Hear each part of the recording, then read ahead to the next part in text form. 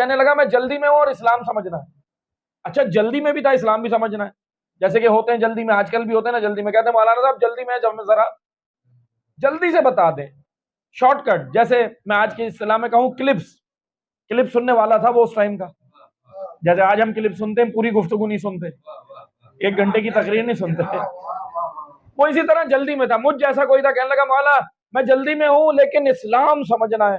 امیر المومنین نے کہا مسئلہ نہیں. اور اس نے اچھا کیا، سوال بھی اس سے کیا، اس علی سے کیا جو سمندر کو کوزے میں سمو دیتے ہیں.